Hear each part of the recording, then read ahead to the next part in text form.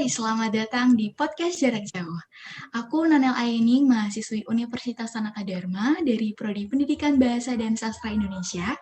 Melalui podcast ini, aku akan menghadirkan bahasan yang asik dengan topik yang menarik dan harapannya bermanfaat buat kalian yang menyaksikan. Hari ini aku nggak sendirian, aku ditemani seorang mahasiswi yang, keren banget deh pokoknya. Kita akan ngobrolin tentang public speaking lewat pengalaman-pengalaman yang akan dibagikan oleh tamu aku hari ini. Langsung aja kita sapa. Hai Mbak Alvensa, apa kabar? Halo, kabarku baik. Kalau Nanel sendiri gimana? Baik kan? Ya, kabar baik Mbak. Mungkin bisa perkenalan dulu Alhamdulillah. Mbak Alvensa. Sebelumnya perkenalkan diri dulu ya. Nama panjangnya lumayan panjang sih, Alvensa Dinda Kesarah Brananda. Tapi biasa dipanggil Vensa atau Dinda. Kalau di Semarang biasanya dipanggilnya Dinda. Di sini aku mahasiswi semester 6 Teknik Biomedis di Universitas Dian Nusantara. Oke, langsung aja nih Mbak ke topik bahasannya. Kalau ngomongin tentang public speaking, ternyata ini emang gak jauh-jauh ya Mbak dari keseharian Mbak Alvensa. Selain jadi mahasiswi gitu. For your information nih teman-teman, Mbak Alvensa ini Ketua Himpunan Mahasiswa Teknik Biomedis. Dan yang menarik adalah aktif juga di UKM Debat, bahkan jadi Ketua Divisi Debat Bahasa Indonesia. Bener gitu ya Mbak? Iya, alhamdulillah. Nah, kenapa nih Mbak Vensa memilih debat untuk ditekuni? Apakah debat ini jadi cara yang tepat untuk melatih skill public speaking Mbak Vensa?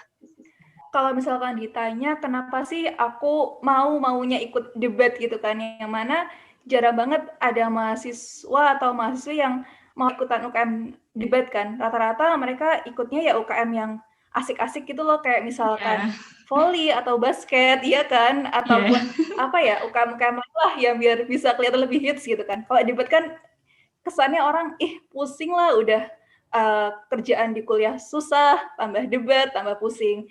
Cuman jujur aja nih ya, dulu tuh aku tuh orangnya pendiam pakai banget, kayak nggak bisa nyampein pendapat itu loh, karena aku orangnya tuh nggak enakan, jadi mau ngomong tuh kayak males banget.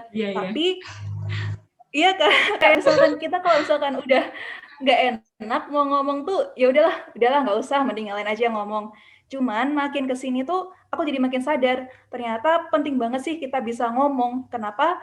Karena kita tuh percuma ya punya ilmu sebanyak mungkin di otak kita, cuman kita tuh nggak bisa nyampein ke orang lain. Yang namanya ilmu kan harus kita tularkan kan, harus kita sebarin ke orang-orang. Nah kalau misalkan kita pendem sendiri itu ya buat apa gitu. Itu sih yang buat aku kok tiba-tiba dari Alvensa yang pendiam kok maunya ikut lomba debat gitu. Oh, insight baru nih Mbak. Oke, kalau boleh tahu awal mula Mbak Vensa ini bisa suka sama bidang debat ini dari apa sih Mbak? Mungkin ada sesuatu yang menarik dari debat? Jujur kalau misalkan anak SD gitu ya, ditanya idolanya siapa kan rata-rata orang bilangnya aku idolanya zaman dulu tuh apa ya? One Direction atau Cibi ya, Cherry Bell gitu kan zaman dulu. Cuman aku tuh anehnya ya, dari dulu aku tuh suka sama Soekarno, aku benar-benar anak SD tuh suka baca-baca buku sejarah. Iya, aku dulu saking sukanya sama buku sejarah, aku tuh sering koleksi buku autobiografinya, karena kebetulan kan ayahku kan juga guru sejarah kan, jadi ke bawah gitu. Terus lihat Soekarno tuh kayak, wah sosok yang bisa pidato sekeren itu, bisa ngomong di hadapan seratusan ribu orang, bisa nyatuin pendapat orang jadi satu visi dan satu tujuan, kayak, wah emang aku bisa nggak ya kayak gitu. Nah, karena dari situ jadi punya role model yang bisa public speaking sebagus itu, aku jadi pengen gitu. Terus waktu SMP kebetulan kan ada lomba debat bahasa Inggris kan, terus diminta sama salah satu guru di SMP saya, terus coba dong ikut lomba ini gitu kan. Awalnya ya takut, cuman begitu dijalin ternyata ya asik juga sih gitu. Wah, Makanya ini malah keterusan sampai sekarang. ya, ketagihan ya Mbak Vensa. Iya. Dengar cerita Mbak Vensa tentang pernah ikut lomba dan lain sebagainya, ini aku jadi tertarik untuk tanya lebih lanjut lagi, apakah pernah Mbak Vensa ini merasa tiba-tiba kayak, aduh blank, aduh nggak tahu nih apa yang mau diomongin lagi gitu? Kalau masalah blank itu jelas manusiawi banget ya, jelas pernah. Dulu tuh pernah kan, waktu pertama kali ikut lomba debat di SMP itu, kebetulan kan belum pernah ikut lomba debat, nggak tahu debat tuh kayak gimana.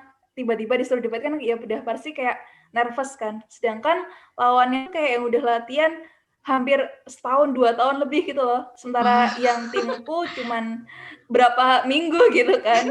Nah akhirnya waktu beneran maju tuh terus aduh mau ngomong apa bingung sendiri cuman ya karena apa namanya baru pengalaman pertama sih ya jadinya ya udahlah jadiin apa ya dijadiin batu loncatan biar kedepannya tuh nggak diulangi lagi kesalahan yang sama. Nah, gimana Mbak? cara Mbak Vensa buat mengatasi ketika blank, ketika gugup kayak gitu, ada cara tersendiri nggak Mbak? Kalau aku sendiri biasanya kalau misalkan blank tuh ya mending diem dulu, terus habis diem tarik nafas yang panjang, terus kayak inget-inget kamu ngomong apa yang pengen kamu omongin. Sama ini sih, satu-satunya cara yang menurutku paling ampuh pas kamu debat, itu tuh sebelum kamu maju, kamu tulis dulu poin-poinnya apa. Misalkan, aku mau bawain 3 pendapat nih. Yang pertama, pendapat bahwa bumi itu indah. Yang kedua, bahwa bumi itu warnanya warna-warni gitu kan. Jadi setidaknya waktu misalkan aku maju, terus tiba-tiba aku blank, aku masih punya catatan. Oh, ini pendapat yang belum aku omongin tuh ya tentang pendapat nomor sekian gitu. Jadi waktu lupa ya masih ada backingannya lah gitu. Itu sih kalau dari aku pribadi caranya biar kalau misalkan maju terus ngeblank, yaitu pakai catatan itu sama tarik nafas yang panjang gitu. Wah, ini bisa diterapkan juga ya buat teman-teman yang lagi mau belajar tentang debat, lagi mau mengasah skill public speaking-nya gitu. Kalau menurut Mbak Vensa nih ya, sebagai mahasiswi yang bisa dibilang udah senior, karena udah semester 6 kan ya Mbak, dan pengalamannya dan pengalamannya juga lebih banyak dari aku yang masih semester 2 ini. Gimana nih cara biar skill public speaking kita tuh bisa berkembang gitu Mbak? Terutama kan sebagai mahasiswa ya, pasti butuh banget ya Mbak.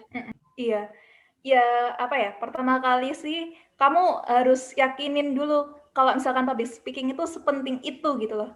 Jadi kalau misalkan kita kan tahu, yang namanya mahasiswa itu nggak jauh-jauh dari namanya presentasi, terus nanti menghubungi dosen, terus nanti kalau misalkan kamu ikut organisasi kan kamu harus berhubungan sama orang-orang macam-macam kan, baik yang lebih tua ataupun yang lebih muda ataupun yang seumuran. Nah, dengan kita mengharuskannya kita kegiatan-kegiatan kayak gitu kan secara nggak langsung kita harus punya skill public speaking yang baik kan. Ya nggak melulu kalau misalkan public speaking itu harus yang nyerocos A sampai B lancar tanpa ada kata-kata A, E gitu, enggak sih menurutku. Yang penting itu kamu harus pede dulu sih. Karena dengan kamu percaya diri itu, walaupun omonganmu mungkin nggak terlalu bagus, tapi orang-orang tuh bakal percaya sama yang kamu omongin. Kita bisa latih. Jadi latihannya tuh ya harus kita apa ya? Lakuin secara berulang-ulang sih. Kayak misalkan kamu berani keluar dari zona nyaman, ikut lomba-lomba yang mengharuskan kamu ngomong sih, terutama misalkan lomba pidato, lomba debat, atau lomba karya tulis kan ada sesi presentasi kan, nah itu bakal membantu banget. Kalau dari 1 sampai 10, seberapa penting skill public speaking ini, Mbak? Kalau menurutku 10 sih, jelas-jelas 10. Oke, kenapa nih, Mbak? Kenapa Aku kalau pengen misalkan tahu. Oke. Kenapa kalau misalkan aku ngomong public speaking itu 10, bahkan kalau misalkan ada skala sampai 100, aku mau ngomong sampai 100. Karena gini, Oke. kita kan hidup sebagai makhluk sosial ya.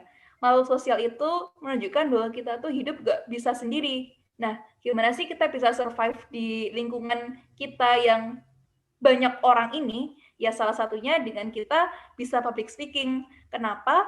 Karena bakalan percuma banget, seperti yang udah aku sampai di depan, percuma banget kalau misalkan kita punya skill lain, misalkan kita pinter coding, kita pinter matematika, kita pintar segala macam, cuman kita nggak mampu untuk mengkomunikasikannya dengan orang lain.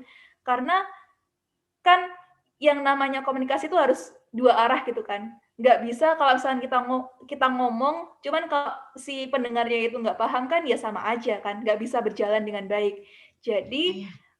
untuk bisa survive lagi, kita kan mahasiswa ya, besok kita mau jadi pekerja lah, entah kita mau jadi presiden, atau mau jadi dosen, atau mau jadi apapun itu, kita kan harus menjual diri kan bahasanya lah, bahasa kasarnya. Nah, cara kita menjual diri itu gimana sih? Ya dengan kayak kita tuh nunjukin dengan cara kita ngomong, cara kita berkomunikasi, bakalan membantu banget suatu saat kalau misalkan kita sebagai mahasiswa saat nyari kerjaan besok sih, menurutku itu.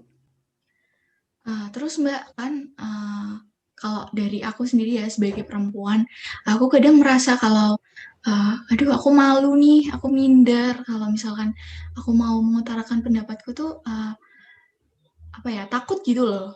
Aku takut nih jadi pemimpin, aku takut nih diremehin.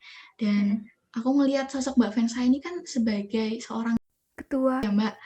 Dan apa nih pesan-pesan dari Mbak Vensa buat perempuan-perempuan di luar sana yang masih merasa seperti apa yang aku rasakan kayak tadi itu Mbak?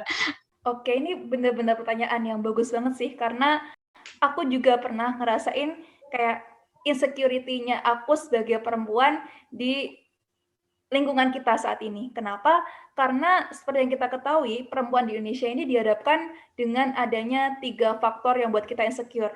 Yang pertama itu ngerasa dirinya tidak berpengalaman ataupun tidak capable. Terus yang kedua, lingkungannya nggak mendukung. Dan yang ketiga, mereka tuh takut speak up, takut ngomong karena kodratnya perempuan kan di belakang gitu. Katanya kodratnya perempuan itu mengikuti yang laki-laki aja gitu kan. Kalau ada pemikiran-pemikiran orang zaman dulu kan ada yang seperti itu. Nah, tapi ternyata semakin lama ini pemikiran-pemikirannya itu tuh menurutku salah banget. Karena kita tahu, kita bisa lihat kayak misalkan era Kartini yang udah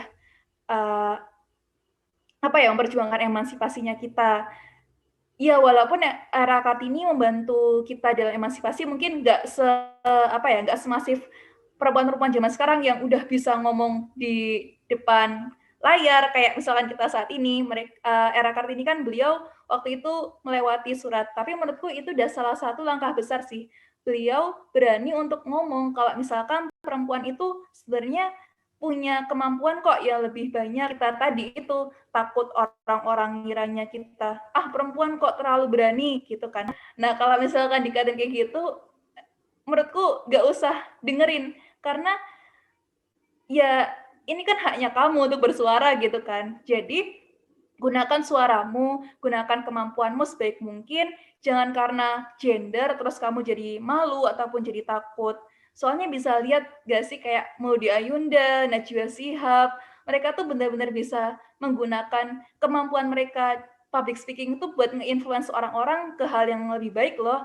Coba bayangkan, kalau misalkan kita ini yang perempuan-perempuan ini berani ngomong, berani speak up, berani ngelakuin suatu tindakan besar, kita tuh sama aja menumbuhkan jiwa-jiwa Najwa Shihab yang lain gitu loh. Kalau misalkan satu Najwa Shihab kan nggak cukup. Kalau misalkan orang-orang tiba-tiba yang perempuan-perempuan ini berani ngomong, ada berapa ribu Najwa Shihab yang ada di Indonesia ini, pasti bakalan berdampak baik sih untuk Indonesia. Amin, amin. Semoga ya Mbak. Aku berharap banget lewat apa yang kita obrolin hari ini bisa berdampak baik buat teman-teman di luar sana yang nonton. Menarik sekali ya Mbak ngobrolin tentang public speaking ini dan nggak ada habisnya gitu. Terima kasih banyak Mbak Vensa, aku belajar banyak banget hari ini deh. Iya, terima kasih kembali. Semoga walaupun ilmu yang disampaikan nggak terlalu banyak karena aku juga masih pemula, bisa membantu juga ya. Amin, amin. Sukses terus buat Mbak Vensa. Aku berharap bisa ketemu lagi ke depannya, mungkin di podcast-podcast selanjutnya. Boleh. Oke. Makasih semuanya. Sampai jumpa. Bye, Mbak Vensa. Iya, dadah.